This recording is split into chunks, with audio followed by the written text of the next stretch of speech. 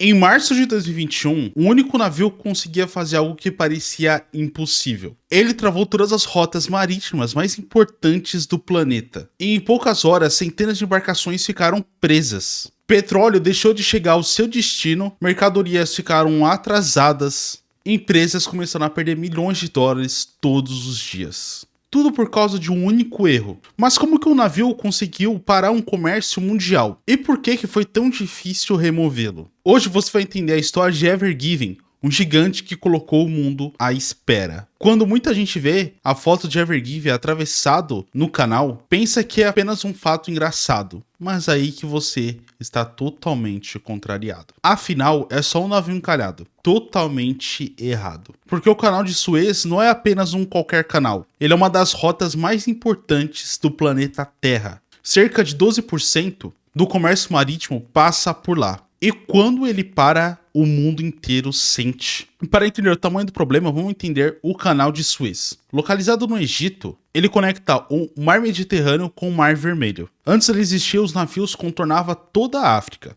Uma viagem muito mais longa e cara.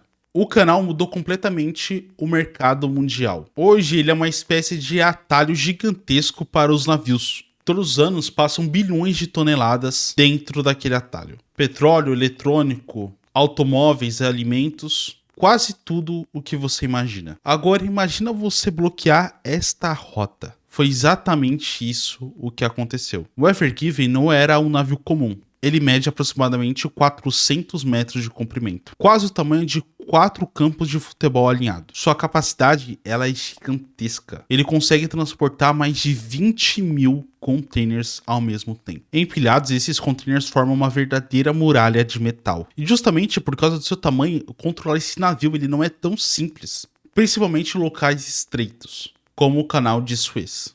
Em 23 de março de 2021, o Ever Given navegava normalmente pelo canal. Ventos fortes atingiam a região, tempestades de areia reduziam a visibilidade, e então aconteceu. A embarcação perdeu o seu alinhamento. Sua proa atingiu a margem, a polpa ficou presa na margem oposta, e em poucos segundos o canal estava inteiro bloqueado. O navio de 400 metros ficou preso como se fosse uma rolha dentro de uma garrafa. Nenhum nem outro navio conseguia passar por ali. Nas horas seguintes, a fila de navios começou a crescer no canal.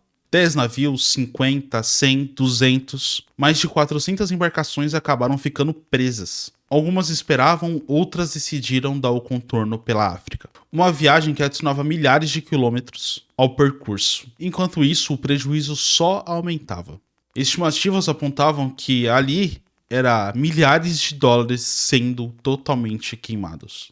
Petróleo atrasado, mercadoria atrasada, cadeias de suprimento totalmente perdidas. Tudo isso por causa de um único navio. E aí que vem a pergunta muito mais interessante. Por que não puxaram o navio? A resposta está no peso. Estamos falando de cerca de milhares de toneladas. Além disso, a parte da embarcação estava profundamente presa. Escavadeiras começavam a remover a areia, rebocadores tentaram puxar o navio, equipes trabalhando dia e noite. E o mundo acompanhava tudo isso em tempo real. Até que finalmente, dias de operação, o Ever Given voltou a navegar pelo canal de Suez. E o tráfego finalmente foi retomado. Mas o impressionante não é que esse navio acabou encalhando, porque acidentes acontecem. O impressionante foi entender que no mundo moderno, a gente ainda depende de pontos estratégicos. O único bloqueio, o único erro, e bilhões de dólares fica em risco. O caso Ever Given mostra que o mercado mundial é muito mais frágil do que realmente parece. E talvez a maior lição que a gente pode tirar dessa história é que as máquinas maiores também podem causar grandes problemas ao planeta. Quanto maior a engenharia, maior o impacto de quando algo dá errado. E se você gosta de histórias como essa, navios gigantes e construções impossíveis que fazem se navegar pelo oceano, siga aqui o Oceano Industrial.